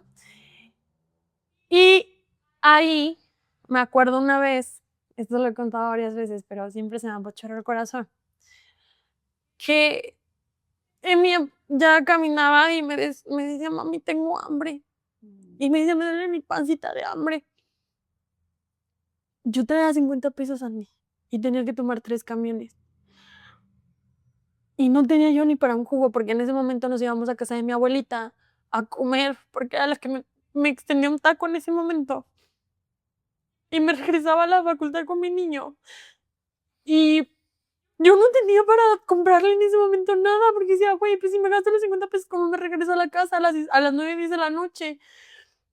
Me acuerdo mucho que un amigo mío escuchó y me dijo, vente, vamos a la cafetería. Y le compró un jugo y una hamburguesa, creo, no me acuerdo. Y ese día, ay no, para mí algo se me quebró tan adentro. Que dije, ¿por qué tengo? ¿Por qué tengo? Yo lo pago, o sea, yo pago el que yo decidí esto, pero ¿por qué mi hijo lo paga? ¿Por qué me lo va a pagar? O sea, no puedo permitir que lo pague él. Entonces, para esto ya había una inflexión de no te voy a dar más dinero, no vas a tener más de mí. Si quieres, tráeselo a mi mamá para que te lo cuide, porque ahí va a tener comida y ahí va a estar seguro y no va a andar en camiones conmigo. Y cuando yo volteo y veo a mi papá y veo a mi mamá y usted chinguese porque usted lo decidió, digo, y le dije, ok, le voy a llevar a tu mamá a Emi. Y así empezó una historia de terror que duró años porque así empecé llevándoselo y de pronto era de que, oye, voy a pasar por el niño. No, es que se fueron al rancho. Oye, es que voy a pasar por Emi porque, pues ya, no, porque, tal cosa. O yo se los llevaba porque ya había agarrado un trabajo y me decían, no, pues es que tú ya lo avientas aquí todo el día. Y ahora se friega y no. Y te friegas y ahora no lo vas a ver. Y era de que, y en el trabajo me pagaban 900 pesos, o sea, la semana, por lo que trabajaba, pero como estaba estudiando, pues era lo que me alcanzaba en ese momento, ¿no? Tanto de tiempo como de, pues, pues mínimo ya tenía para algo, ¿no? Y entonces era, no, ya nos fuimos. O llegaba, había quedado yo 7:30 y llegaba a las 8. No, ya no te voy a dar el niño porque ya es bien tarde, no sé qué. Y ya. Y así se me iban los días. Una semana, 2 semanas, ya 3 semanas. Y de pronto ya era de que ya no era mi hijo. O sea, y era esta parte en donde yo todavía no sé realmente si la mamá y la hermana nunca supieron cómo fue la situación o si realmente siempre solaparon lo que pasó, pero de su parte nunca nació decir, oye, es el hijo de ella, págale una guardería y hazte cargo de lo que te corresponde. O sea, a ver, te metiste con una muchachita. Claro, o sea, todo mal desde el inicio, solapándole cosas y recriminándote a ti todo eso. Y era como muy ventajoso. Ahora, ajá, era como de, no, es que ahora es no, que tú no puedes. No lo puedes cuidar. Justo. Y era como, en ese momento tan horrible y tan desesperante, porque yo volteaba a ver a mi papá y yo me acuerdo que mi madrastra le decía, oye, le decía a mi papá, pues es que mira, hay que ver para la regulación de las visitas, para esto, para el otro. Y mi papá, no, porque, ¿sabes qué me decía? Me decía, 2 cosas. Yo no me voy a meter, porque si yo me meto, yo tengo que dar dinero. Y yo dinero no voy a poner aquí. Y por el otro lado me decía, ¿sabes qué? ¿Para qué? ¿Para qué le peleas al niño? Apenas comes a tus horas. Apenas si comes tú, ¿para qué quieres tener al niño? No, o sea, se me hace como un complot por parte de Así, todos los lados. todos, porque hoy lo veo para atrás. Y el tema es que al final lo terminamos viviendo, porque ahorita te voy a dar el desenlace rápido de esto, pero era no voy a hacer más. O sea, yo no voy a complicarme mi vida por ti, o yo no te voy a ayudar. Y era también mucho esta parte de, págalo, paga lo que decidiste, págalo, te lo mereces. Tú estar así te lo mereces, no tener a tu hijo te lo mereces, tú lo buscaste, tú tienes la culpa, ¿sabes? Todo el tiempo fue así. Entonces, era un tema de que yo veía a mi niño. Tengo una expareja que en ese momento yo trabajé con él y él me veía como yo juntaba mis pesitos en la semana, porque el fin de semana yo llevaba a mi niño al cine, yo le compraba una ropita, ¿y en qué momento llegamos a que yo nomás lo veía los fines de semana? No sé. No sé en qué momento, no sé cómo fue, pero de pronto era de que, oye, nos vamos a mudar hasta Pozos, así hasta. Y yo acá hasta el otro, Claro, así. hasta el otro Y yo, extremo. oye, pero es que los Uber me saben eso y cómo le llevo al niño. Es tu problema. Y si no puedes, ahí déjamelo, porque pues, si no, tú eres tal. Entonces, de ahí empieza esta parte como de resignación, como de esto es la maternidad que yo puedo ejercer. Y yo me acuerdo hasta haber platicado contigo de que según yo ya lo tenía muy dominado, de que pues va a crecer, pues no pasa nada, pues es que pues es lo que tocó y a mí así le tocó y a mí sí me tocó. Y después de muchísimo ser como adoctrinada con, pues es lo que te tocó vivir, no hay otra cosa. Y todo el tiempo él estar ejerciendo esta parte de, yo a veces me quedaba fuera de la casa de ellos, porque es una privada, llorando. Préstame al niño, saca, mira, quiero verlo, o sea, yo llorando así, me llevaba a mi mamá. Ojo, él siempre fue súper encantador con todo el mundo, hasta con mis abuelos, todo el mundo. Entonces, yo era la loca, yo. Entonces, como nadie le había tocado ver de primera mano todo lo que pasaba, hasta ese momento pues nadie me creía, ¿no? Entonces era yo la que había abandonado, la que yo no había, la que era una perra maldita que dejó a su hijo, hasta que empezaron a acompañarme estas personas al proceso, ¿no? Mi mamá me llevaba por él, le empezó a tocar, como yo le hablaba de, estás pendeja, si tú crees que te lo voy a dejar, no sé qué, y chinga, y hasta hace muy poco era de que te creías muy chingona por dejármelo, pues, a ver, ni siquiera puedes tragar a tus horas, ni siquiera esto, ¿a qué te llevas el niño? Pues ahí quédate, pendeja.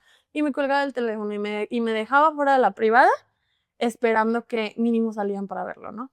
Así, N cantidad de veces. ¿Cuánto tiempo duró esta situación?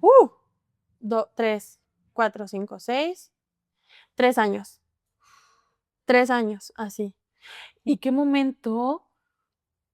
Más bien, voy a reformular mi pregunta. ¿Qué hacías tú en este proceso para salvarte a ti? Yo creo que en ese momento justo fui muy obligada a dejar de tener ese foco que hablábamos antes, de toda mi vida es en torno a lo que soy o no soy. Entonces, esta parte despertó mi supervivencia al 1000%. Conozco yo una expareja, o sea, al que es mi expareja, y la verdad no lo voy a negar, o sea, me ayudó muchísimo. Me ayudó muchísimo porque él me empezó a dar un trabajo mucho mejor pagado. Él era muy proveedor y era como muy, él me llevaba a muchas partes, él me traía, me bajaba, él veía cómo estaba la situación, pero inclusive él me decía, por ejemplo, fíjate hasta dónde estaba esta situación, vamos a hacer este tema legal, o sea, vamos a que pelees al niño de forma legal, pero como ya habían transcurrido 3 años en esta situación en donde era súper silencioso lo que estaba pasando, yo le decía, no, porque me lo va a quitar, porque ahora sí me lo va a quitar, porque ¿cómo le acredito que yo, o sea, no tengo tickets de que le doy, no tengo tickets de que le compro, yo me lo va a quitar, porque él todo el tiempo me decía, si tú te atreves a hacer algo legal, vas a salir perdiendo, yo nomás te digo. O sea, ¿por Era qué? una amenaza Constante, no, constantemente. constante. Entonces era, te lo voy a quitar y lo vas a perder. Mira, yo ya lo he tenido, yo lo tengo. O sea, tú las tienes de perder. Ni le levantes, mira, ni tus papás te quieren, ni tus papás te apoyan. Entonces, Difícil. era como ese tema todo el tiempo. Si yo volteaba y le decía a esta persona, no, porque me va a salir peor.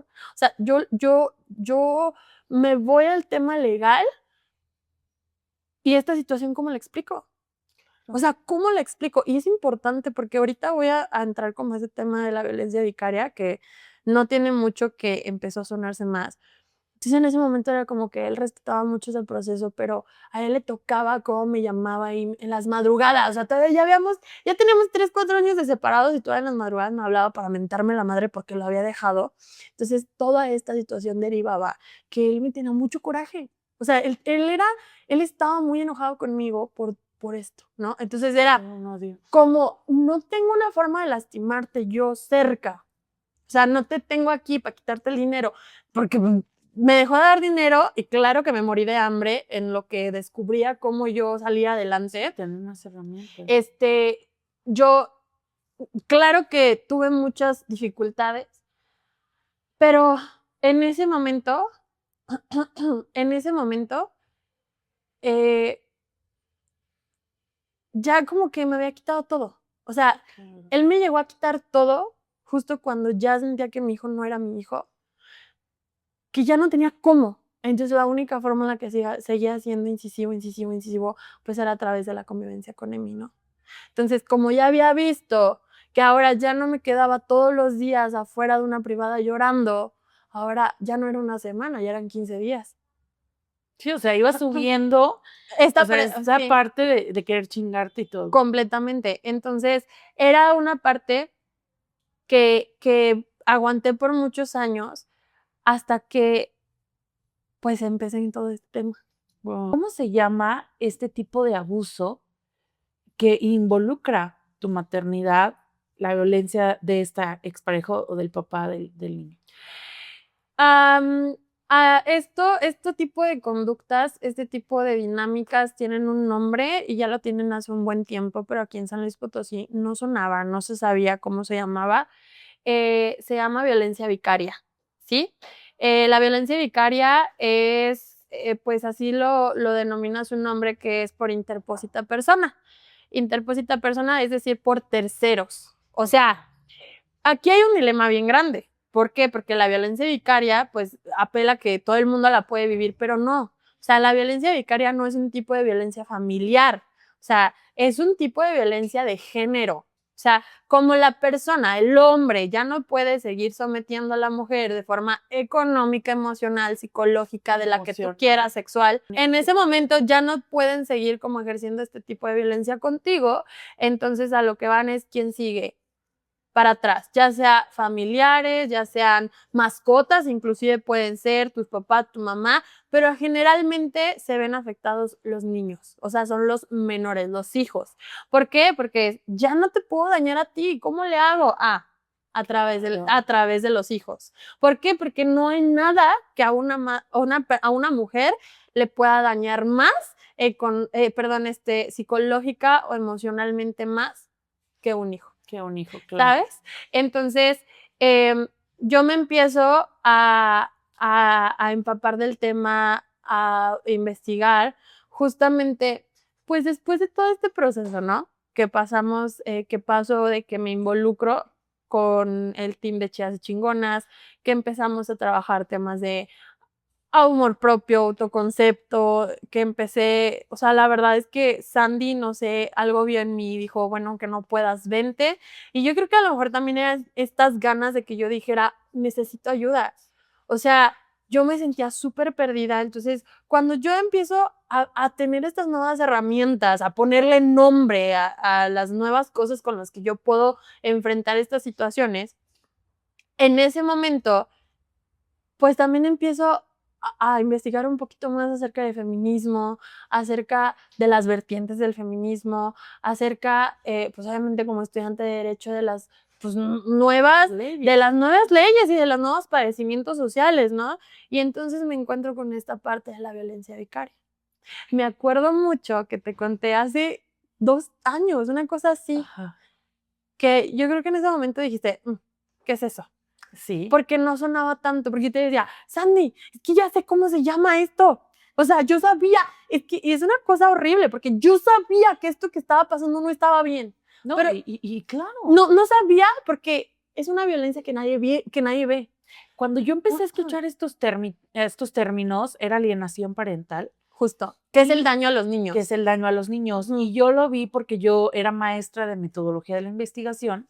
Me acuerdo que en año allá del 2018, y entonces mis alumnos de la Facultad de Derecho, ellos hablaban de estos temas de alienación parental. Pero para mí era completamente un mundo desconocido hasta que te conocí.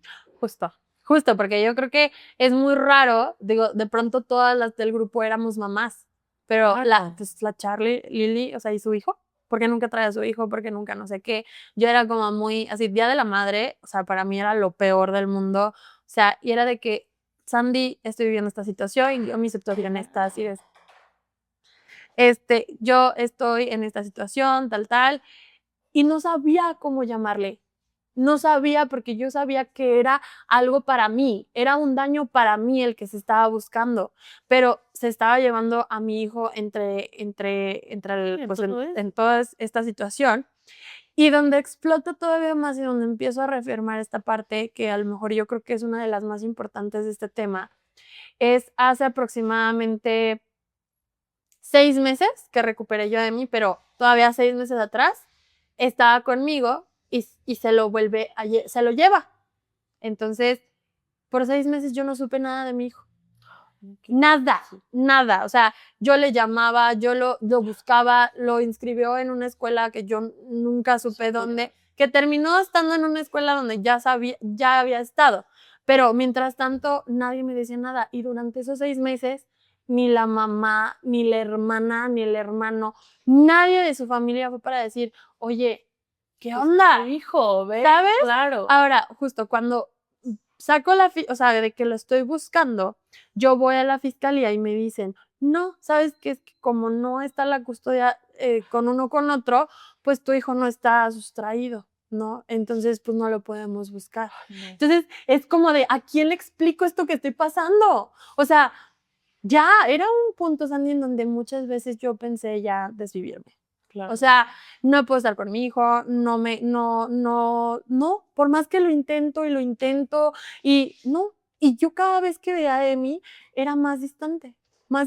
¿Por qué? Porque lo que hacen es dañar el vínculo materno-filial. O sea, el vínculo mamá e hijo, cuando se rompe, Sandy, algo se quiebra en el ser humano. Se muere una hada. Se muere una hada. O sea, estas personas trabajan de esa forma. Entonces, cuando una noche de estas, una noche antes, fíjate, porque yo todavía le pensaba un poquito en ya hacer algo legal, yo le dije a mi psicóloga, no, ya no sé qué hacer, pero siento que yo necesito protegerlo. O sea, mientras yo estoy aquí, él está diciendo, tu mamá no te quiere, tu mamá no te busca, tu mamá te abandonó, tu mamá no está aquí. Siendo que su mamá lo estaba buscando, no sabía dónde estaba, ¿sabe? Y a él le dañaba esta parte de mamá no me quiere. Que normalmente yo he escuchado estos casos, por ejemplo, al revés, ¿no? O sea, que a veces sí hay mamás que dicen, oye, no, yo no quiero, y se van con sus hijos, pero creo que es de estas dos partes, pero creo que la violencia vicaria viene completamente, o ahí tú dime, de un hombre o del papá o de la mamá de los El tema de la violencia vicaria, vuelvo a lo mismo, se quiere ver y se ve y es definida como una violencia de género. Okay. O sea, el hombre ejerce esta violencia, es una extensión de la violencia que vivían en las relaciones. ¿Sí me explico? O sea, ¿por qué? Porque para lo demás está la figura de la violencia familiar, que son conductas violentas dentro de las relaciones y que para eso están previstas ya en el Código Familiar. Entonces, esta lucha de los hombres es que nosotros, que también sufrimos de esto, ya hay una figura y esa figura está penalizada. O sea, está la violencia familiar, que si un juez te puede acreditar a ti como mujer que estás siendo violenta al núcleo familiar, hay una penalización, hay un castigo para esa conducta. Entonces, no, hombres, no están desamparados, no están desprotegidos. Existe la figura y está penalizada también, ¿sí? Entonces, lo que se busca acá de este lado es que muchas veces la violencia no para cuando un juez te dice, oye, te quedas la custodia, o el papá se queda la custodia. Este tipo de conducta reincide hasta que los niños son mayores de edad. Uf, ¿en qué momento empiezas a resignificar este tema de ser mamá ahora? Y no solo ser una mamá autónoma, chingona, poderosa, sino una mamá más consciente, con más herramientas, una mamá que ha encontrado también parte de su propósito en este existir y que ha también tenido como todas estas herramientas para incluso en las crisis más fuertes ir poco a poco saliendo adelante. Yo creo que justamente el iniciar el proceso fue lo más empoderante, lo más difícil, lo más doloroso, pero a partir de cuando definitivamente, yo creo que esto fue hace algunos 6 meses, que fue cuando no supe nada de mi hijo, fue ese tocar fondo de ser consciente de que esto no estaba bien. Entonces, ¿qué pasa? No, fue cuando yo volteé y dije, no soy una mamá ausente, no soy una mamá mala, no soy una mamá irresponsable, no soy una mamá, todo lo que todo el mundo en este núcleo, a lo mejor machista, me había dicho, porque en su momento nadie lo había cuestionado, nadie cuestionó a mi papá y sus conductas, nadie cuestionó a mi mamá y su educación, nadie cuestionó a estas personas cuando lo estaban haciendo. Digo, a la fecha no sé ni siquiera cuál es su opinión, ¿no? Entonces, cuando empiezo justamente a informarme más, a acercarme más, a empezar a acompañarme en este proceso de más mujeres también, fue donde dije, necesitamos sanar al colectivo masculino. ¿Y cómo lo podemos hacer? Haciendo válidos estos límites. Entonces, ha sido un proceso muy difícil, pero ¿en qué momento 6 meses sin saber de mi hijo me hicieron saber que yo era su mamá y que no era una víctima más o no podía seguir siendo una víctima más? Porque mientras yo fuera una víctima más, no había nadie que lo cuidara y lo defendiera a él. Entonces me levanté ese día y decidí que iba a luchar con uñas y dientes y todo lo demás se acomodó. Yo creo que también parte de encontrar este propósito y ser congruente a mi proyecto, a ser congruente a empoderar mujeres, a ser congruente con muchas cosas, otras cosas no logro todavía ser congruente, pero en esta parte me obligaba a hacerlo. ¿Cómo puedo empoderar a más mujeres si yo no le hago frente a este proceso? Y ha sido muy difícil, porque es volver a sentirte incapaz, inválida, el proceso, hay una violencia sistemática terrible, o sea, el sistema no ayuda a nada. No hay abogados que se especialicen en litigar o en postular con perspectiva de género. Necesitamos tanto esa. Y muy pocos jueces o muy pocos servidores públicos sirven con perspectiva de género. Entonces, en este momento, en este mismo proceso, es el que a mí me obliga a no parar. A no parar porque cuando yo recupero a Emi, no me preguntes cómo, pero me mandan mensajes 5 o 6 muchachas. A mi Insta, al personal. Y ¿de dónde lo sacaron? Oye, te vi que saliste con tu hijo, yo estoy aquí levantando la denuncia. Oye, vi que estuviste haciendo esto, ya sé cómo se llama ahora este tipo de violencia. Y en ese momento supe que teníamos mucho trabajo por hacer. Que lo que hoy se está peleando es que esto en San Luis Potosí ya sea algo penalizado, porque el nombre ya tiene y se llama violencia vicaria. Lo padecen cientos y cientos de potosinas, miles me atrevo a decir, que ha sido algo, una dinámica que no es nueva, que es algo ya de muchos años. Y está tan arraigada en nuestra cultura, Sandy, que no lo vemos. Entonces, hoy yo creo que el compromiso más grande es dejarle a Emi un mejor entorno, mucha mayor libertad, y es hacerle saber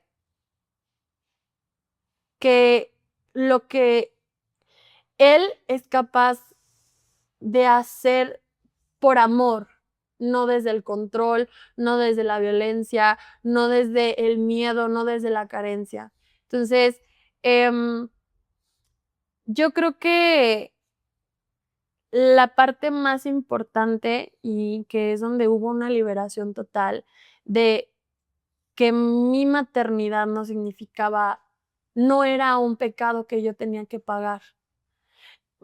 No era un estándar que yo tenía que cumplir, porque obviamente a través de todo este proceso fui muy señalada, fui muy juzgada, muy, muy juzgada. No era una situación, es más, que le hubiera sido de competencia de nadie. La maternidad es una de las responsabilidades sociales más grandes que existe. Claro. Y es ahí donde yo, a lo mejor desde mi posición, les diría a todas que necesitamos respetar muchísimo más a las personas que deciden no ejercer la maternidad sin cuestionarla, y fomentar muchísimo más justo esta parte de las paternidades y las maternidades conscientes. Obviamente mi viaje a través de la maternidad me ha hecho mucho espejear mis propias heridas, ¿no? Y de entender que muchas veces no somos nosotras como mamá, es el sistema. Porque algo que yo le repetía mucho a la gente, porque cuando recupero yo a Emi, empiezo yo a hacerme cargo monetariamente de él, con todo lo que él implicaba: psicólogo, nutriólogo, abogados, todo, mientras estaba yo emergiendo con un proyecto que es Lily Loveskin, que es otro hijo más que me requiere mucha energía, y de pronto me estanco en el proyecto, deja de crecer, porque entonces mi energía está siendo 500% para mi maternidad, que nunca se me había permitido ejercer. Y entonces yo creo que fue tanto mi convencimiento. Es más, quiero decir esto: mi abogado, que es un excelente abogado, no puedo decir su nombre porque él prefiere así. También hay una representante aquí en San Luis Potosí del Frente Nacional contra la Violencia Vicaria. Tampoco puedo decir su nombre porque ella prefiere, es algo tan perseguido, es algo que muchos hombres del poder le tienen miedo que se penalice, porque tanto que ella prefiere en el anonimato. Pero ¿qué me dijo? Lili, yo creo que todas las personas que te apoyamos en este proceso fue de este convencimiento tan profundo que tienes de cambiar esta situación, y de que todo se te acomodó para que pudiéramos llevar esto un poquito más allá. Entonces, algo que me doy cuenta es que se nos exige maternar como si no trabajáramos, y se nos exige ser exitosas laboralmente como si no maternáramos, y se nos exige maternar como si tuviéramos todo proveído ya, como si todo se nos regalara, como si todo tuviéramos al alcance. Entonces, de verdad yo deseo tanto que cada vez entendamos que las infancias son un tema de todos, y que las maternidades en tribu, y que las maternidades también son algo que, si se comparte desde el amor, tienen resultados sociales muy, muy bonitos, muy poderosos. Entonces, yo, algo que quisiera que un día sucediera es que a las mujeres no se nos pusiera a escoger entre si pudiera ser una maravillosa mamá y un excelente profesional en lo que te dediques. Y que cada vez fuéramos menos las mamás que fuéramos señaladas e enjuiciadas. porque yo creo que nadie nos dice que estamos haciendo lo que podemos con lo que tenemos en la mano. Ay, no, de verdad, me tiene así, este episodio. La verdad es que me has permitido acompañarte durante este proceso. Gracias. He conocido muchas partes de ti, nunca había conocido esta historia tan así, y me permite de verdad reconocer lo valiosa que eres, lo maravillosa que estás siendo. Eres una mujer muy auténtica, te lo he dicho siempre, muy poderosa, muy especial, y eres una mujer que ha sabido salir adelante a pesar de todo.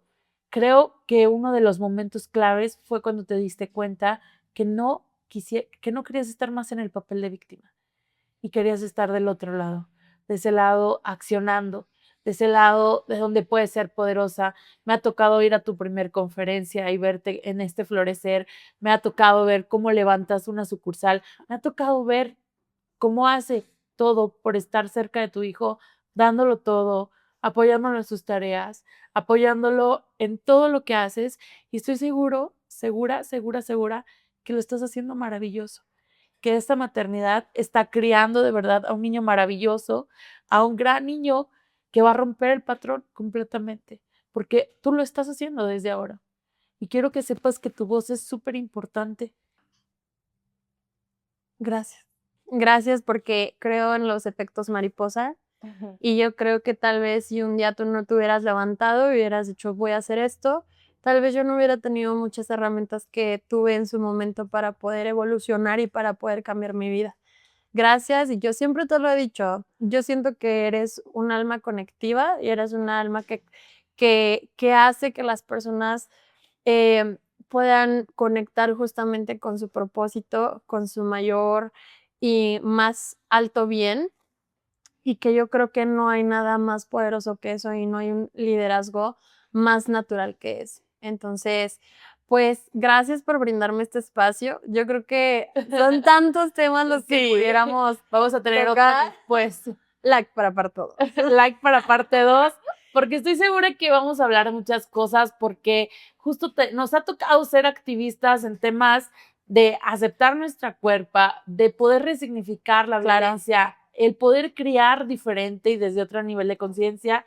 Y pues eso. Y se nos fueron temas, chicas, porque aparte, pues yo hago, o sea, por muchos años he hecho contenido. Esa fue una parte que a lo mejor ya no nos alcanza el tiempo, pero pues fue una parte muy fuerte que me ayudó a mí a resignificar mi cuerpo. Esta disyuntiva, ¿no? De si soy mujer no soy mamá, y si soy mamá no soy mujer, y si soy mamá me omito, y qué van a decir mis hijos, y si quiero hacer algo me voy a limitar porque si no, ¿qué van a decir mis hijos? Entonces, yo creo que like para parte 2, pero yo creo que al final de cuentas, en este mes de la madre, a la madre, en este mes de la madre, yo creo que me gustaría que celebráramos todo tipo de maternidades. Todos, las adquiridas, las que sí, o sea, las maternidades naturales, las maternidades, que no se declaran como maternidades, pero que hay gente que materna y que cuida, y que empaticemos muchísimo más con este papel, con este rol, y que ser una buena madre no significa ser una madre abnegada, no significa abandonarte, no significa perder tus ideales, y que no hay nada escrito, que no hay nada escrito en las maternidades. Que es un proceso. Y que es un proceso y que yo creo que lo más importante es aprender a ser tribu. Entonces, pues, ay, qué muchas hermoso, gracias. muchas gracias. Gracias a todas. Si este episodio te resonó, déjanos un comentario, compártelo también. Vayan a seguir los proyectos de Liliana. ¿Cómo te encontramos en redes sociales? Tienen una lista para anotar, son como 7, no. Mi Instagram que uso más es Charlie Chai Nuez. Yo creo que por aquí Rubí lo va a insertar.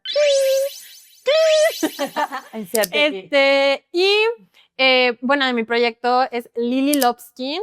Vuelvo y repito, somos un servicio especializado de depilación, el cual a mí me ha permitido poder resignificar también la relación con el cuerpo de muchas mujeres aquí en San Luis Potosí, ¿no? De poder seguir tocando muchísimos corazones a través de enraizarnos con nuestra intimidad, nuestro cuidado, y pues me encantaría verlos por ahí también para que se echen un ojillo. Y pues próximamente va a haber también un aniversario, va a ser nuestro aniversario, va a ser nuestro segundo aniversario, no saben cuánto ha costado, por favor, asistan a nuestro aniversario. Va a ser en mayo. Ay, pues va a salir en mayo, ¿verdad? Ajá. Y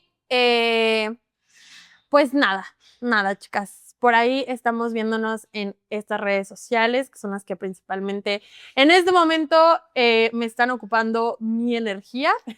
Y pues muchas gracias por estar aquí. Vayan a compartir este episodio, seguirnos a todas las redes sociales. Y ya saben que en este podcast vas a escuchar historias de mujeres poderosas, valientes, que han logrado resignificar toda esta parte de dolor que vivimos muchas mujeres. Y pues vayan a seguirnos a todas las redes sociales y no te puedes perder las próximas experiencias que tenemos, que este 31 de mayo está nuestro viaje a Xochimilco, donde más mujeres aprendemos también, no solamente es esta parte del viaje, sino también gozar y resignificar el placer, el gozo, la felicidad, el gusto en tribu. Bueno, chingonas, nos vemos. Bye. Es que no somos los que no... Sale de todos modos, Sí. aquí.